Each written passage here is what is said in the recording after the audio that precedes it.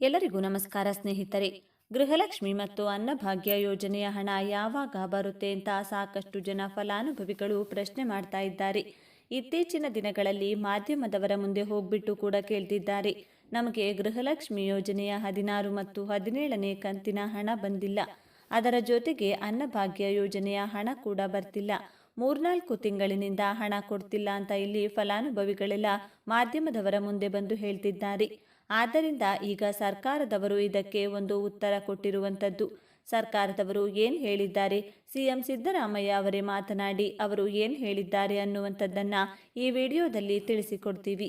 ಎಲ್ಲರೂ ವಿಡಿಯೋ ಕೊನೆವರೆಗೂ ನೋಡಿ. ಅದಕ್ಕೂ ಮುಂಚೆ ನೀವು ಯಾರಾದರೂ ಇನ್ನೂ ನಮ್ಮ ಚಾನಲ್ನ ಸಬ್ಸ್ಕ್ರೈಬ್ ಮಾಡಿಕೊಂಡಿಲ್ಲ ಅಂದರೆ ಈಗಲೇ ಸಬ್ಸ್ಕ್ರೈಬ್ ಮಾಡಿಕೊಳ್ಳಿ. ಹಾಗೆ ಈ ವಿಡಿಯೋಗೆ ಒಂದು ಲೈಕ್ ಕೊಡೋದನ್ನು ಮರಿಬೇಡಿ. ನೋಡಿ ಸ್ನೇಹಿತರೆ, ಗೃಹಲಕ್ಷ್ಮಿ ಮತ್ತು ಅನ್ನಭಾಗ್ಯ ಯೋಜನೆಯ ಹಣದ ಕುರಿತು ಕೆಲವೊಂದು ಬಿಗ್ ಅಪ್ಡೇಟ್ ಆದರೆ ನಿಮಗೆ ಬಂದಿರುವಂಥದ್ದು. ಇಲ್ಲಿ ಗೃಹಲಕ್ಷ್ಮಿ ಮತ್ತು ಅನ್ನಭಾಗ್ಯ ಯೋಜನೆಯ ಹಣ ಬಂದಿಲ್ಲ ಅಂತ ಮಹಿಳೆಯರು ಸಾಕಷ್ಟು ಆಕ್ರೋಶ ವ್ಯಕ್ತಪಡಿಸುತ್ತಿದ್ದರು. ಸರ್ಕಾರದ ಮೇಲೆ ಇಡೀ ಶಾಪ ಕೂಡ ಹಾಕ್ತಿದ್ರು. ಈಗ ನಮ್ಮ ಮುಖ್ಯಮಂತ್ರಿಯಾದ ಸಿಎಂ ಸಿದ್ದರಾಮಯ್ಯ ಮತ್ತು ಉಪಮುಖ್ಯಮಂತ್ರಿಯಾದ ಡಿ.ಕೆ. ಶಿವಕುಮಾರ್ ಅವರು ಕೂಡ ಇದಕ್ಕೆ ಉತ್ತರ ಕೊಟ್ಟಿರುವಂಥದ್ದು. ಮಾಧ್ಯಮದವರು ಕೇಳಿದಾಗ ಇವರು ಏನಂತ ಉತ್ತರ ಕೊಟ್ಟಿದ್ದಾರೆ ಅಂದರೆ, ಹೌದು, ನಮ್ಮ ಗಮನ ಕೂಡ ಬಂದಿದೆ. ಗೃಹಲಕ್ಷ್ಮಿ ಮತ್ತು ಅನ್ನಭಾಗ್ಯ ಯೋಜನೆ ಹಣ ಫಲಾನುಭವಿಗಳಿಗೆ ಕಳೆದ 2-3 ತಿಂಗಳಿಂದ ಹಣ ಬರ್ತಿಲ್ಲ. ಹೌದು, ನಾನು ಅಧಿಕಾರಿಗಳಿಗೆ ಸೂಚನೆ ಕೊಟ್ಟಿದ್ದೇನೆ, ಆದಷ್ಟು ಬೇಗ ಫಲಾನುಭವಿಗಳ ಖಾತೆಗೆ ಹಣ ಜಮಾ ಮಾಡಿ ಅನ್ನುವಂತಹ ಸೂಚನೆಗಳನ್ನು ಕೂಡ ಕೊಟ್ಟಿದ್ದೇವೆ ಅಂತ ಸಿಎಂ ಸಿದ್ದರಾಮಯ್ಯ ಅವರು ಹೇಳ್ತಿದ್ದಾರೆ. ಮತ್ತೆ ಡಿ.ಕೆ. ಶಿವಕುಮಾರ್ ಅವರು ಕೂಡ ಅದೇ ರೀತಿ ಹೇಳ್ತಿದ್ದಾರೆ. ನಮ್ಮ ಗಮನಕ್ಕೆ ಕೂಡ ಬಂದಿದೆ, ನಾವು ಕೊಟ್ಟ ಮಾತಿನಂತೆ ನಾವು ನಡೆದುಕೊಳ್ತೇವೆ. ಆದ್ದರಿಂದ ನಾವು ಕಾಂಗ್ರೆಸ್ನ 5 ಗ್ಯಾರಂಟಿಗಳನ್ನು ಯಾವುದೇ ಕಾರಣಕ್ಕೂ ನಿಲ್ಲಿಸಲ್ಲ. ಕಾಂಗ್ರೆಸ್ 5 ಗ್ಯಾರಂಟಿಗಳು ಯಥಾಸ್ಥಿತಿಯಾಗಿ ಮುಂದುವರಿಯುತ್ತವೆ. ನಾವು ಅಧಿಕಾರಿಗಳಿಗೆ ಆಲ್ರೆಡಿ ಸಿಎಂ ಸಿದ್ದರಾಮಯ್ಯ ಅವರ ಜೊತೆ ಚರ್ಚೆ ಮಾಡಿಬಿಟ್ಟು ಇಲ್ಲಿ ಅಧಿಕಾರಿಗಳಿಗೆ ನಾವು ಸೂಚನೆ ಕೊಟ್ಟಿದ್ದೇವೆ. ನಿಮಗೆ ಆದಷ್ಟು ಬೇಗ ನಿಮ್ಮ ಖಾತೆಗಳಿಗೆ ಬಂದು ಗೃಹಲಕ್ಷ್ಮಿ ಯೋಜನೆಯ ಹಣ ಮತ್ತು ಅನ್ನಭಾಗ್ಯ ಯೋಜನೆಯ ಹಣ ಖಾತೆಗಳಿಗೆ ಬಂದು ಜಮಾ ಆಗೋ ರೀತಿ ನಾವು ಸೂಚನೆಗಳಾದರೆ ಕೊಟ್ಟಿದೆ. ನಾವು ಖಂಡಿತವಾಗಿಯೂ ನಿಮ್ಮ ಖಾತೆಗಳಿಗೆ, ಎಲ್ಲರ ಖಾತೆಗಳಿಗೂ ಏನೇನು ಪೆಂಡಿಂಗ್ ಹಣ ಇದೆ ಎಲ್ಲ ಹಣವನ್ನು ಜಮಾ ಮಾಡ್ತೀವಿ.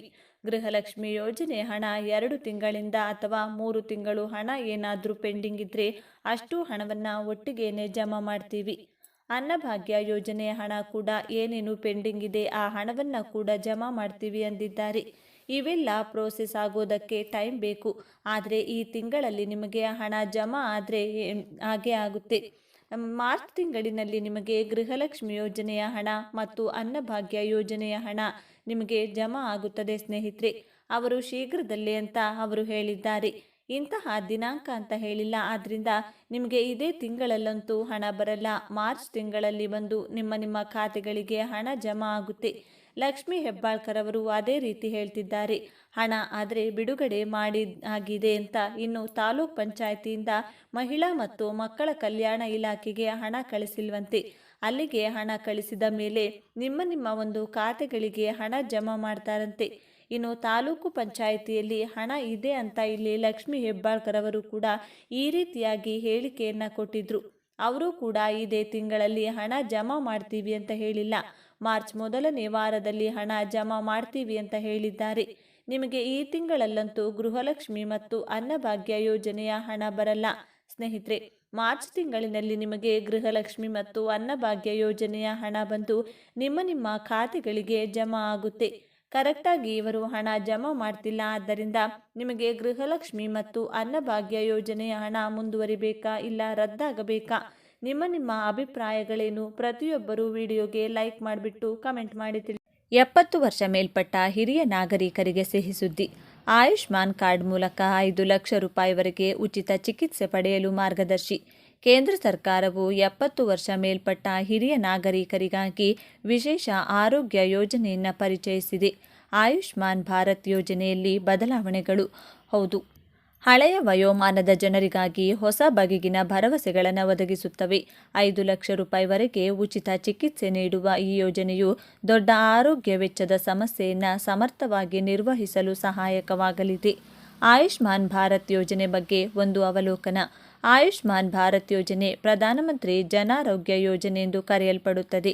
ಇದು ಕೇಂದ್ರ ಸರ್ಕಾರದ ಯೋಜನೆ. ದಶಲಕ್ಷಗಟ್ಟಲೆ ಬಡ ಕುಟುಂಬಗಳಿಗೆ ಮೂಲಭೂತ ಆರೋಗ್ಯದ ವಿಶೇಷ ಪ್ರಯೋಜನಗಳನ್ನು ಈ ಯೋಜನೆ ಒದಗಿಸುತ್ತದೆ.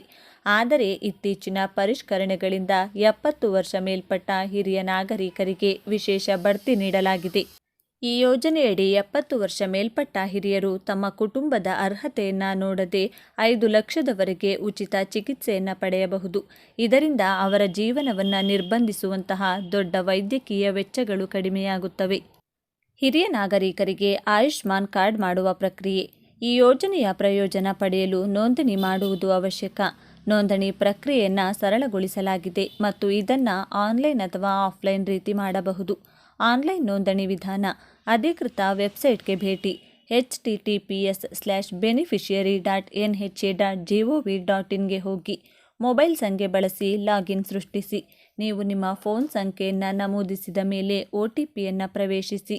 ಅರ್ಹತೆಯನ್ನು ಪರಿಶೀಲಿಸಿ. ನಿಮ್ಮ ಹೆಸರು, ಆಧಾರ್ ಕಾರ್ಡ್ ಅಥವಾ ಪಡಿತರ ಚೀಟಿ ಬಳಸಿ ಅರ್ಹತೆಯನ್ನು ಪರಿಶೀಲಿಸಬಹುದು.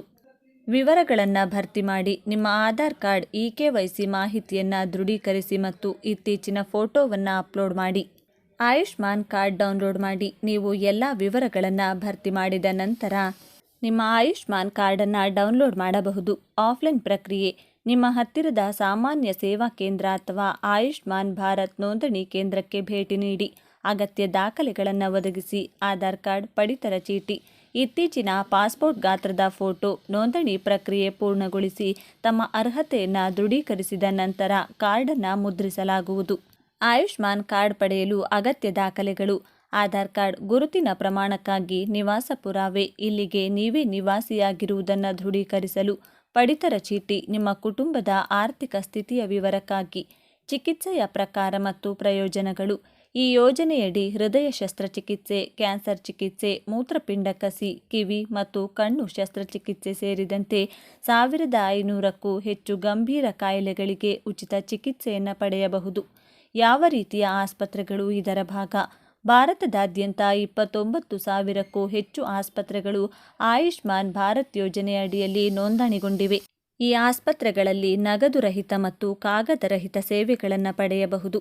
70 ವರ್ಷ ಮೇಲ್ಪಟ್ಟ ಹಿರಿಯರಿಗೆ ವಿಶೇಷ ಪ್ರಯೋಜನಗಳು. ಹಿರಿಯ ನಾಗರಿಕರಿಗೆ ವಿಶೇಷವಾಗಿ ಈ ಯೋಜನೆ ಹೊಸ ಭದ್ರತೆಯ ಆಧಾರವಾಗಿದೆ. ತಮ್ಮ ಆರೋಗ್ಯದ ಬಗ್ಗೆ ಮಿಲಿಯನ್ ರೂಪಾಯಿ ವೆಚ್ಚ ತಲೆ ಕಾಯುತ್ತಿರುವ ಪರಿಸ್ಥಿತಿಯನ್ನು ಈ ಯೋಜನೆ ಸಮರ್ಥವಾಗಿ ಹಸನುಗಿಸುತ್ತದೆ. 5 ಲಕ್ಷ ರೂಪಾಯಿ ವಿಮಾ ಕವಚ. ಯಾವುದೇ ಪೈಪೋಟಿ ಇಲ್ಲದೆ ಈ ವಿಮೆ ಆರೋಗ್ಯ ಸುರಕ್ಷತೆಯನ್ನು ನೀಡುತ್ತದೆ. ನೋಂದಣಿಯ ಅವಶ್ಯಕತೆ. ಹೊಸ ಕಾರ್ಡ್ಗಾಗಿ ನೋಂದಾಯಿಸಿದ ನಂತರ ವೃದ್ಧರು ತಕ್ಷಣವೇ ಪ್ರಯೋಜನ ಪಡೆಯಬಹುದು. ಆಯುಷ್ಮಾನ್ ಕಾರ್ಡ್ ಮಾಡುವುದು ತುಂಬ ಸರಳ ಮತ್ತು ಪರಿಣಾಮಕಾರಿ. ಈ ಯೋಜನೆಯು ಬಡ ಮತ್ತು ಮಧ್ಯಮ ವರ್ಗದ ಕುಟುಂಬಗಳಿಗೆ ಆರೋಗ್ಯದ ಭರವಸೆಯನ್ನು ನೀಡುತ್ತದೆ. 70 ವರ್ಷ ಮೇಲ್ಪಟ್ಟ ವೃದ್ಧರಿಗಾಗಿ ವಿಶೇಷ ಪ್ರಯೋಜನಗಳು ಇದನ್ನು ಇನ್ನಷ್ಟು ಮೌಲ್ಯಯುತವಾಗಿಸುತ್ತದೆ.